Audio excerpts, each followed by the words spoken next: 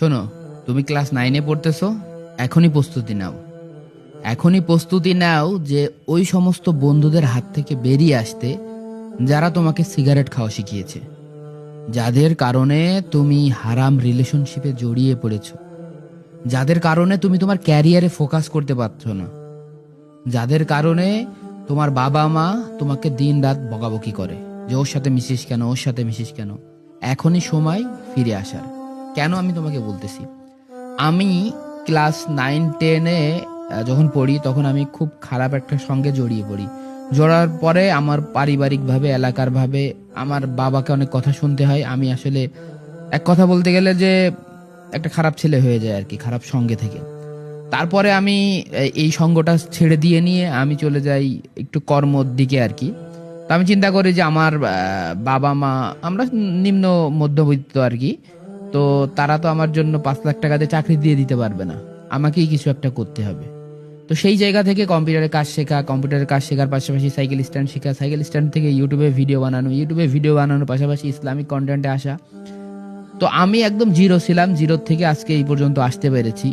তো তোমরা যারা আছো, তোমরা আমার থেকে আরো শক্তিশালী, আরো মেধাবী। আমি দোয়া করি তোমরা যেন ফিরে আসো। আর দিনের পথে ফিরে আসলে আল্লাহ তাআলা তোমাদের চলার পথটাকে আরো সহজ করে দিবে। আর তুমি যদি মনে করো যে আমার যে বন্ধু আছে থাক, ওরে আমি ভালো বানাবো, এটা ভুল কথা। ও আরো তোমাকে খারাপ বানায় ফেলবে। একটা ভালো ফলের পাশে যদি একটা পচা ফল রাখো, ওই পচা ফলের পচন জায়গা ওই ভালো ফলে যেও ধরবে। তাই এখনই নিজের ক্যারিয়ারকে ফোকাস করো। অবশ্যই আনন্দ করবা, ঘুরবা ফিরবা, তবে সেটা চেষ্টা করবা যেন হালাল ওয়েতে হয়। যেমন ধরো, এখন থেকে যদি তুমি চিন্তা করো যে আমার বাবা মা আমার জন্য 15-16 বছর যা করেছে, অনেক পরিশ্রম করেছে, আমি এখন থেকে প্রিপারেশন নেবো যে আমি 20 বছরের ভিতরে প্রতিষ্ঠিত হব।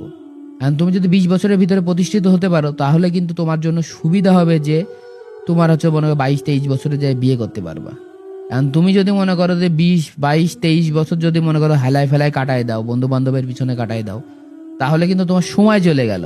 আর যখন সময় চলে যায় তখন শরীরে সেই তেজটাও চলে যায়। তখন মনে হয় যে কি করব কি করব কি করব, তখন 10-12 হাজার টাকা একটা চাকরি হলেই জীবন মনে হয় যে ভালো হয়ে যেত। কিন্তু তোমার কাছে কিন্তু সুযোগ ছিল। তো আমার যারা ছোট ভাই ব্রাদার আছো, বোন আছো, তাদের সবাইকে উদ্দেশ্যে আমার এই ভিডিওটা, তোমরা চেষ্টা করবা যে নিজের ক্যারিয়ারে ফোকাস করার জন্য, আর খারাপ বন্ধু বান্ধবী তাদেরকে ইগনোর করার জন্য। আজকে যে তোমার জীবনটা ধ্বংস করে দিচ্ছে, কালকে কিন্তু সে তোমার বিপদে সে পাশে থাকবে না। সে, তুমি শুধুমাত্র তার হচ্ছে এই মানে খারাপ সময়ের সঙ্গী।